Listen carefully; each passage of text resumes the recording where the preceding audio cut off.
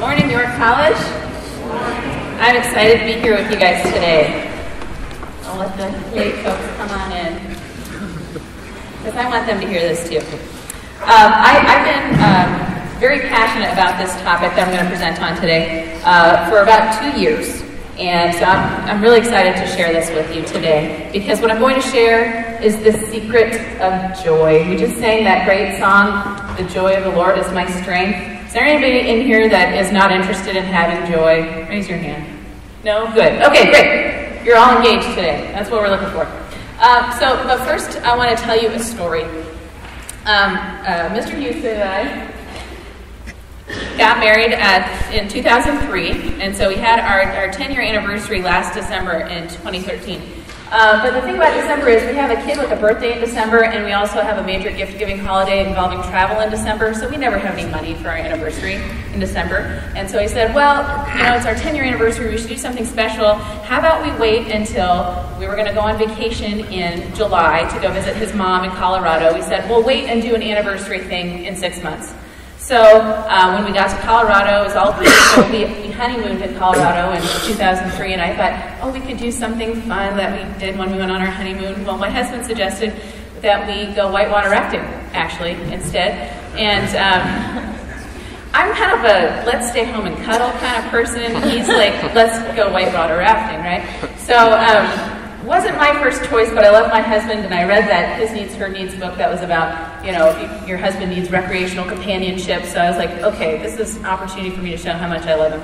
So we went whitewater rafting, and it was very cold, and it was very wet, as you might imagine. We got there, and it was raining. There was a thunderstorm, actually, when we got down to the river. And the river guide was like, don't worry about it, it'll pass off. And I was thinking about that video clip from last spring when those folks were out at Recharge. You guys remember there was the lightning? And I'm like, I don't think you're supposed to get in the water during a thunderstorm. But we did, and it was fine. But they were like, you're gonna get wet anyway, it doesn't matter if it's raining, just get in the boat, right? So we were getting ready to get in the boat, and they just told us all the different ways that you could die while you're out there on the water. Like you could fall out and hit your head, or the boat could capsize, and you could get trapped under the boat. And like, I was pretty freaked out by the time we actually got there. And so the river guide, who was like 15, he's like, okay, so we need a volunteer to ride in the front of the boat, because that's the most important seat, and it's also kind of the most dangerous. You're more likely to get ejected from the boat to sit right in the front. And I turned to Mark and I said, I don't want to ride in the front. And he's like, okay. And then there was this moment of complete silence. No one volunteers to sit at the front of the boat. So Mark says, I'll sit in the front. And I'm like, this is our anniversary. This is going to be really great if I make him sit up there by himself. And I sit with somebody I don't know in the back, right? So I was like, shoot. I'll sit in the front too. So we're in the front of the boat. And there's like these huge waves, you know, and there's death traps everywhere. And this big wave goes over the front of the boat and completely drenched in really cold mountain water. And I turned to Mark, and this is what you want on your anniversary date, right? I turned to Mark and I said, I hate you. And he said, no, you love this. And I said, no, not this, I hate you. Anyway, the only good thing about this trip was we got out at one point out of the bigger boat, and we got into this two-person kayak, which was supposed to be like the gentler part of the river. It was still kind of scary. But we did get a chance to look around at the beautiful canyon, and you know, it was lovely every once in a while when I wasn't, you know, getting soaked and afraid for my life. But we did get out of that alive, and Mark was like, wow, that was one for the bucket list, honey, huh? And I said, yeah, that wasn't on my bucket list. But I'm glad you enjoyed it. So what was the point of that story? Oh, right, so I wanted to, kayak, Death Defying Waves, there it is. The point of that story. Well, the point was I completely ruined that experience. Sorry. I didn't have any fun at all, and it was completely my fault. Maybe it was a little bit Mark's fault, but mostly it was my fault. Can anybody here relate to that story? Not necessarily the whitewater rafting part, but just, I'd be willing to bet that everyone in this room at some point has done that thing before where you've been given this great opportunity and you've really screwed it up because of your attitude. Right? Maybe it's a relationship Maybe it's a church, maybe it's a class, maybe it's your York experience, where there are things that you're unsatisfied with, and rather than appreciating the gift that you have, you are constantly looking for the thing that you don't have and unable to appreciate where you are. I used to think when I was in college, when I was a college student, that the challenges that I would face in my Christian life would be like really exciting and monumental. Like I, have some huge loss and I'd come through it all with such grace, or I'd be a missionary in a foreign country where there was, hostility towards Christians, and it's, I'd have to defend my faith or die as a martyr. And, it would be something really exciting, right? But the older I get, the more I realize that one of the most challenging things for me in my Christian life is just living every day with joy and purpose. That is really hard. Living life to the full every day, taking every moment and every thought and making it pleasing to Christ. I think it's actually probably a lot easier to die for Christ than it is to live for Christ every day. Can I get an amen there? Does anybody else feel that way? Mm-hmm. I've never died for Christ, so I guess it's hard to compare, but that's what I think. I think that martyrdom would be a piece of cake when compared with finding joy in the daily mundane of the constant, never-ending supply of dirty laundry and dishes at my house with the 3 children that whine all the time. Oh my goodness. Anyway, so there's a book that I read 2 years ago. It's called 1,000 Gifts, Daring to Live Fully Right Where You Are, by the writer Ann Voskamp. And I actually borrowed this book from Gail Miller, and I promise I'm going to give it back to you sometime. So anyway, this book is all about what happens when you dare to live counterculturally, when you dare to live with gratitude every day, when you stop asking God to change your circumstances and instead look around and see what He's already doing in your life. It is a really powerful book. It's a very challenging book. But I do recommend it, and I think that it would really bless you to read it, but I'm going to give you the Cliff Notes version today. So the word that Ann Voskamp uses a lot in this book is Eucharisteo. Have you guys seen this on social media, usually in the month of November? Anybody remember this from a few years ago when this was really big? No? Nobody remembers. Okay. So Eucharisteo simply means thanksgiving, giving thanks. And it's a Greek word, and it's a rich word. So Eucharisteo, the whole word Thanksgiving, but in the middle there is the word charis, which is grace. And also part of that word is chara, which is joy, C-H-A-R-A. And so she talks about how those 3 ideas are all part of the same thing. Grace is tied to joy, is tied to thanksgiving. And she talks about this in the story of the Last Supper, where Jesus breaks bread and gives thanks. Eucharisteo, he gave thanks. So Jesus knows he's about to be crucified. He's there in the upper room with the 12, and he knows that he's sitting there eating his last very special meal with these beloved friends, and he knows what's going to happen next. He knows the next thing for him is betrayal by someone who loves him, who's going to betray him. He's going to suffer. He's going to be crucified. And still, in this moment, when he is saying, this bread, this is my body, and it's going to be broken for you, it says he gave thanks. And that's the whole concept behind this book, is that we can never truly know joy until we can know that thankfulness in every circumstance, whether good or bad.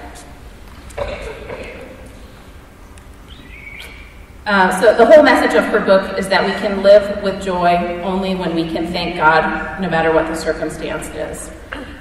She says she was curious to know at the beginning of this book, is the height of my chara, my joy, dependent on the depths of my Eucharisteo, my thanks. When you look at life through the lens of gratitude, it changes you. It changes your relationships. It changes your relationship with God. It changes your relationship with other people. And I believe that it is the secret to joy. So if you're taking notes, write that down. Thankfulness, secret to joy. Mabry Miller was a Bible professor at York College for a long, long time. And I had a class with him my sophomore year. And I remember a few things from that class, but I do remember one thing that he drilled into us over and over again. And he said, happiness is a feeling, joy is a choice. It's hard to choose to have joy, though, right? By choosing mindfully in big ways and small ways to be thankful, we can achieve joy. But it's hard to just choose joy. I think about growing apples. You want an apple, but what do you have to do to achieve an apple? You have to plant a seed and grow a tree. It seems kind of stupid, right? Like, no, I don't want a tree, I want an apple, right? But the same thing with choosing joy. Joy is the fruit that you want, but to acquire that fruit, first you have to plant a seed of something else. You have to plant the seed of gratitude to grow a life of grace with the fruit of joy. The Apostle Paul knows this secret. He talks about thankfulness a lot in the New Testament. This is an example here from Thessalonians, but when he writes the letter to the believers in Philippi, so in the book of Philippians, he's actually writing this letter from prison. He's in chains for Christ. And he says, "Rejoice in the Lord always. I will say it again, rejoice. Let your gentleness be evident to all. The Lord is near. Do not be anxious about anything, but in every situation, by prayer and petition, with thanksgiving, present your requests to God. And the peace of God, which transcends all understanding, will guard your hearts and your minds in Christ Jesus." That sounds like a pretty good deal to me, the peace. That's what we're looking for, isn't it? He goes on to say, I have learned to be content, whatever the circumstances. I know what it is to be in need, and I know what it is to have plenty. I have learned the secret of being content in any and every situation, whether well-fed or hungry, whether living in plenty or in want. I can do all this through him who gives me strength. Do you ever get stuck in that mindset of discontent? Like, you don't know why, you're just really annoyed with everyone and everything, and you can't get over it. I see this in my kids frequently. Maybe they're tired, or maybe they're hangry. They're just like being rotten for no good reason. And I have said to them before, come on, you can choose to be happy. Just cut it out. You're making yourself miserable. You're making everybody else miserable. Just stop. Only you can't, right? I know I've been there before, where you're like annoying yourself because you're so negative, and you just think, I just need to stop being this way. But you can't stop. Just stop being that way. You have to replace being that way with being another way. And that is where that thankfulness comes into play. The quickest way I know out of that mindset of selfishness is gratitude. So in 1,000 Gifts, Ann Voskamp talks about ink being cheap medicine. And she wasn't talking about this kind of ink, but I just thought that was kind of cool. So she starts keeping a gratitude journal, which is the basis for this book. She is dared by a friend. I dare you to write 1,000 blessings that God has given you. And so she starts writing this journal, and the further and further she gets into chronicling the blessings of everyday life, the more joy she discovers she has. She quotes the theologian Erasmus, who says, "A nail is driven out by another nail, and so a habit is overcome by habit." She says, "My pen is nothing less than the driving of nails. Nails driving out my habits of discontent and driving in my habit of Eucharisteo. I'm hammering in nails to pound out nails, ugly nails that Satan has pierced through the world, my heart. It starts to unfold, a light in the dark, a door opening up. How all these years it's been utterly pointless to try to wrench out the spikes of discontentment, because that habit of discontentment can only be driven out by hammering in one iron sharper, the sleek pin of gratitude." Dr. Spivey can tell you modern science agrees with this supposition. Many studies have proven that journaling about the things that you're thankful for is a very powerful antidepressant, because thankful people cannot be unhappy people. In Voskamp's estimation, the first sin was not disobedience. It was not when Eve, grabs the apple that she knows she's not supposed to have and eats it and then gives it to Adam. She says the first sin really is ingratitude.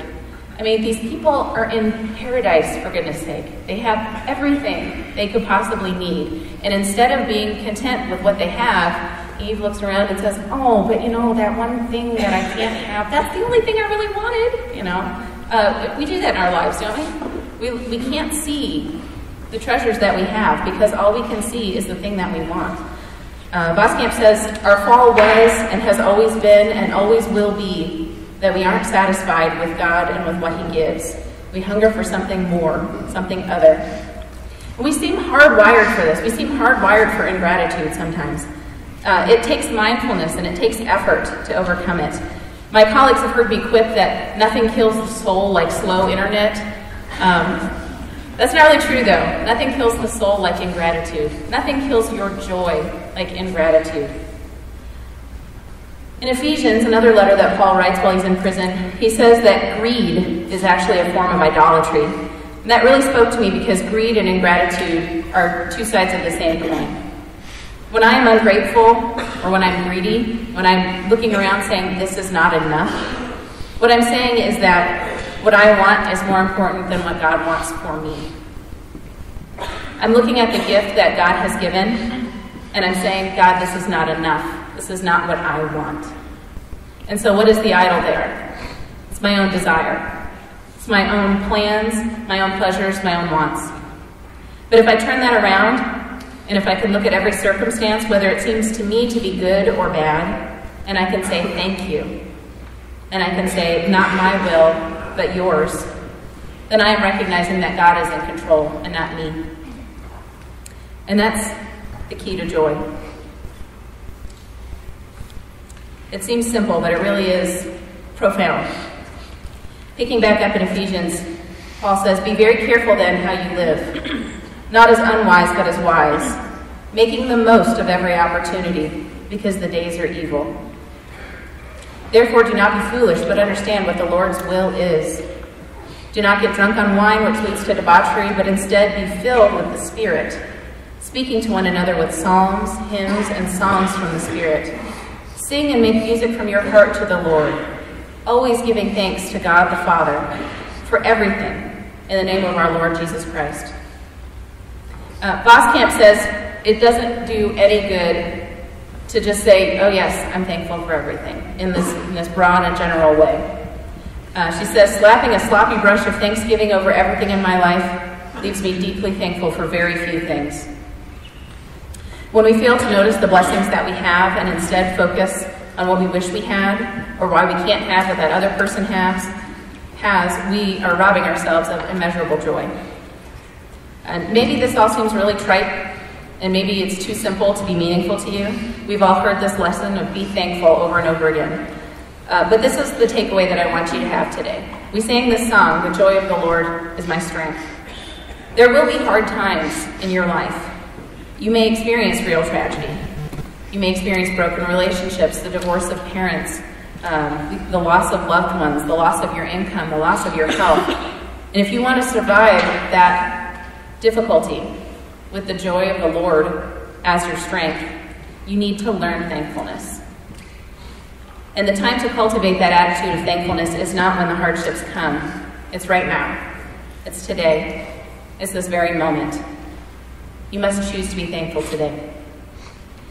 Every tweet, every comment to your friends, every post, every thought, I dare you to stop complaining. I dare you to start living in the richness of gratitude. And it's not easy. We live in a very cynical generation. People would rather complain and curse than build up. I was watching a clip of Conan O'Brien last night when he had a comedian on his show, and I can't show the clip in chapel because it had some inappropriate language in it, but the comedian was talking about how everything is amazing and nobody is happy.